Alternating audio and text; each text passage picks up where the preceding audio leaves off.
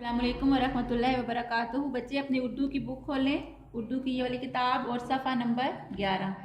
बच्चे जैसे कि हमने कल सबक हमने ये पढ़ा था, इसकी रीडिंग की थी, सूरज अल्लाह की नेमत। अब इसी सबक को आपने सामने रखते हुए अपनी इसकी जो मश्क है उसको हल करना है, ठीक है ना। सवाल नंबर 2, ठीक है। सवाल नंबर 2 पहले देखें। सबक के मुताबिक दुरुस्त जवाब पर ठीक का निशान लगाएं, ठीक है ना। दुरुस्त जवाब पर ठीक का निशान लगाना। हमने अभी पीछे सबक पढ़ा, उसी सबक में से ये सारा हमने हल करना है। नंबर 1 है, उमैर के अब्बा जान मंडी में कारोबार करते हैं, सब्जियों का, फलों का, फूलों का, चाय का। तो उमैर के अब्बा जान मंडी में क्या कारोबार करते हैं, आपने पढ़ा था ना, किस चीज का कारोबार करते हैं, फलों का। तो इसके ऊपर हम टिक लगा देंगे, ठीक है। इसके बाद क्या है, नंबर 2, उमैर और आयशा दिलचस्पी से देख रहे थे आमों को, केलों को, अंगूरों को, सेबों को। उमैर और आयशा दिलचस्पी से क्या देख रहे थे, सेबों को। तो ये इधर हम टिक कर देंगे, ठीक है। फिर हमने पढ़ा था इधर के रोशनी का सबसे बड़ा कुदरती जरिया है। रोशनी का सबसे बड़ा कुदरती जरिया क्या है, चांद, सूरज, सितारे या जुगनू। तो रोशनी का सबसे बड़ा कुदरती जरिया क्या है, सूरज है ना, तो हम इसके ऊपर टिक लगा देंगे। फिर नंबर 4 है, सूरज के इतने फायदे हैं कि हम इन्हें क्या नहीं कर सकते, लिख सकते हैं, नहीं लिख सकते, गिन नहीं सकते, गिन सकते हैं, ठीक है ना। सूरज के इतने फायदे हैं कि क्या नहीं कर सकते, हम इन्हें गिन नहीं सकते। तो ये जीम के सामने लिखा हुआ है गिन नहीं सकते, तो यहाँ पे हम टिक कर देंगे। नंबर 5, सूरज रोशनी और गर्मी का बहुत बड़ा है। क्या है, सूरज रोशनी और गर्मी का क्या है, बहुत बड़ा। गेंद है, फुटबॉल है, कुर्रा है या लट्टू है। तो सूरज रोशनी और गर्मी का बहुत बड़ा क्या है, कुर्रा है। तो हम इसके ऊपर इसको टिक कर देंगे, ठीक है। बच्चे सफ़ा आगे करें, पेज नंबर 12, सफ़ा नंबर 12, सवाल नंबर 3। दुरुस्त जवाब पर ठीक और गलत पर क्रॉस का निशान लगाएं। इसी तरह जो हमने सबक वो पढ़ा है उसको देखते हुए जो सबक इसमें से जो लाइन ठीक है, जो जुमला ठीक है, उसके आगे हमने टिक का निशान लगाना है और जो गलत है उसके आगे क्रॉस। नंबर 1, बारिशें जमीनों और खेतों को सैराब करती हैं। करती हैं ना बारिशें खेतों और जमीनों को सैराब, तो क्या है ये, ठीक है। तो हम यहाँ पर बॉक्स के अंदर क्या लगाएंगे, टिक का निशान। नंबर 2, सूरज की हमारी जिंदगी में कोई अहमियत नहीं है। ये स्टेटमेंट ठीक है, सूरज की कोई अहमियत नहीं है ना अहमियत, तो ये क्या है, लाइन गलत है, तो हम यहाँ क्रॉस लगाएंगे। नंबर 3, सूरज की गर्मी से पहाड़ों की बर्फ पिघलती है। पिघलती है ना पहाड़ों की बर्फ, तो ये क्या है, ठीक है, इसको हमने टिक कर देना है। सूरज आग का गोला नहीं है। सूरज आग का गोला नहीं है, गोला है ना, तो ये क्या है, गलत है, तो इसलिए यहाँ पर हमने क्रॉस लगा देना, ठीक है। आगे सवाल नंबर 4 है, मुनासिब लफ्ज लगाकर खाली जगह पुर करें, ठीक है। अब आपने आपकी उसी लेसन में से ये जो हमने सबक पढ़ा है इसी में से ये लाइनें ली गई हैं, इनमें से एक एक लफ्ज खाली छोड़ दिया गया है, इसको आपने फिल करना है, ठीक है। और ये जो हिंट्स दिए हुए हैं ना, ये पेपर में नहीं दिए जाएंगे, ये आपने सबक बार बार जब रीडिंग करेंगे आपके ज़हन में बैठ जाएगा, आपको याद हो जाएगा, उसकी मदद से आप इसको खाली जगह पुर करेंगे। हिंट्स पेपर में नहीं दिए जाएंगे। नंबर 1, सेबों की भीनी भीनी डैश फैल गई। तो सेबों की भीनी भीनी क्या फैल गई थी, खुशबू फैल गई थी, ठीक है। क्या फैल गई थी, खुशबू। खेवा को शीन साकिन खुश, बेवा बू। खेवा को शीन साकिन खुश, बेवा बू, खुशबू, ठीक है। सेबों की भीनी भीनी खुशबू फैल गई। सूरज हमारी जिंदगी के लिए बड़ा डैश है। सूरज हमारी जिंदगी के लिए क्या है, बड़ा अहम है, ठीक है। अलिफ हे मीम हम, अहम, अलिफ हे मीम साकिन अहम। सूरज हमारी जिंदगी के लिए बड़ा अहम है।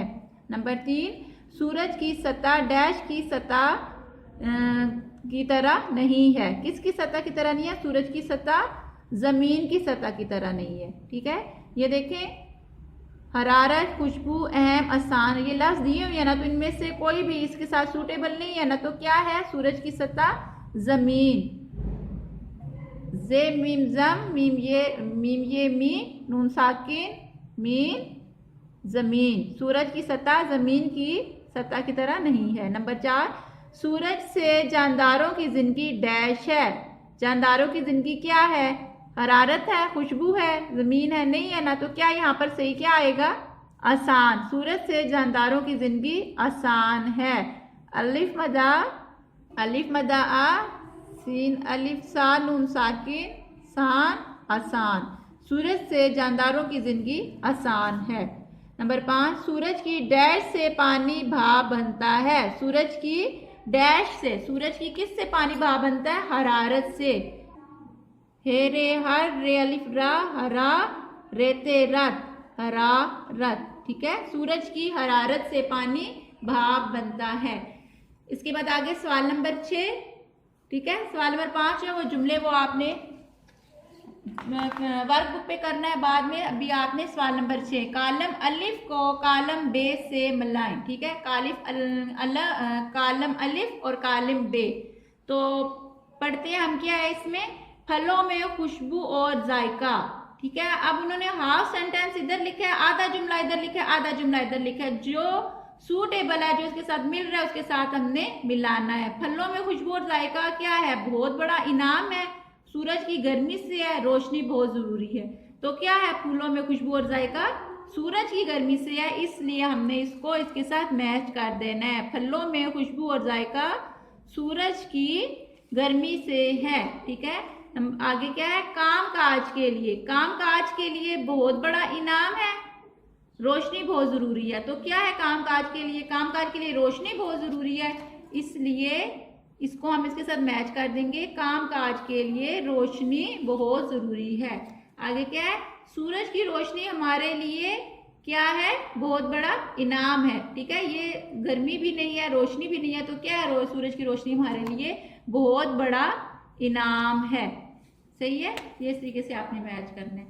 आगे आप सफा नंबर 13 पे आ जाए। ग्रामर ये देखें, इसको हम पढ़ते हैं, गौर से आपने इसको सुनना है। हर्फ और लफ्ज। ठीक है, हर्फ और लफ्ज क्या है? हर्फ की जमा हरूफ है और हरूफ से क्या होता है? लफ्ज बनता है। मसलन कुर्सी का लफ्ज, कुर्सी एक क्या है? हर्फ है। कुर्सी जो है क्या है? लफ्ज है। ठीक है, कुर्सी का लफ्ज है, उसमें कौन कौन से हरूफ शामिल है? काफ, रे, सीन, जे। ठीक है, यानी कि जो कुर्सी का जो लफ्ज है वो इन हरूफ से मिलकर बनना है, काफ, रे, सीन, जे। ठीक है, तो लफ्ज जो है, आगे लफ्ज की इकसाम, जो हर्फ है वो सब ये हरूफ मिलकर लफ्ज बनाते हैं। फिर लफ्ज की यहाँ पर 2 किस्में हैं। ठीक है, कौन सी? एक है बामायनी लफ्ज है और एक है बेमायनी लफ्ज। ठीक है, बामायनी लफ्ज जो है उसको हम कहते हैं कलमा, और जो बेमायनी लफ्ज है उसको हम कहते हैं मैमल। ठीक है ना, बामानी लफ्ज क्या है? कलमा। क्या है वो कलमा? क्या होता है? ऐसा लफ्ज जिसके मायने वाज़िया हो। ठीक है ना, कलमा वो होता है जिसके मायने वाज़िया हो। और बेमायनी लफ्ज क्या है? मैमल, ऐसा लफ्ज जिसके कोई वाज़िया मायने ना हो। ठीक है ना, जैसे कि रोटी है। ठीक है, एक वो क्या है? वो कलमा है, हमें पता चल रहा है ना, रोटी है, रोटी हम खाते हैं, रोटी के साथ हम लगा देते हैं वोटी, रोटी वोटी। रोटी का तो मतलब है कलमा। ठीक है, उसके मायने भी वाज़िया हो रहे हैं, लेकिन वोटी क्या है? अगर हम कहेंगे वोटी खाओ तो इसका तो कोई मतलब नहीं है ना, तो ये क्या है? मैमिल है। ठीक है, इसी तरीके से मसलन पानी, वानी, गंदा, मंदा वगैरह। ठीक है ना, इन लफ्जों में पानी और गंदा जो है वो क्या है? कलमा है, जबकि वानी और मंदा वो क्या है? मैमल है। क्योंकि पानी और गंदा का तो मतलब हमें समझ आ रहा है, इसका मतलब वाज़िया है, मायनी वाज़िया है, लेकिन वानी और मंदा का कोई मतलब नहीं है, तो ये क्या है? मैमल है। इसको सामने रख के आपने ये जो सवाल नंबर 8 है इसको अब हल करना है। कैसे हल करना है देखें, मुनज्जा झेल अल्फाज में से कलमा और महमल को अलग अलग लिखें, अलग अलग करें। ठीक है, ये उन्होंने लफ्ज दिए हुए हैं, हमने उनमें से कलमा और महमल को अलग अलग करके अलग अलग करके लिखना है।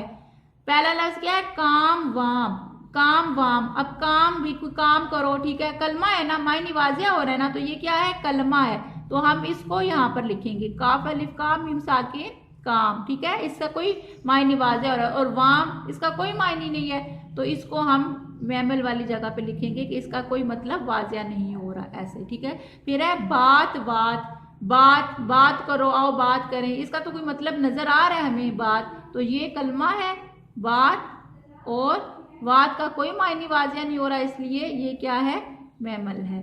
ठीक है, इसी तरीके से आगे है खाना वाना, आओ खाना खाएं, खाना खा लो, तो खाना इसका तो मतलब वाजिया हो रहा है, तो ये क्या है, ये कलमा है खाना, और वाना जो है इसका कोई मतलब नहीं वाजिया हो रहा, तो इसको हम इस लाइन में मैमल के सामने लिखेंगे वाना। ठीक है ना, समझ आ गया।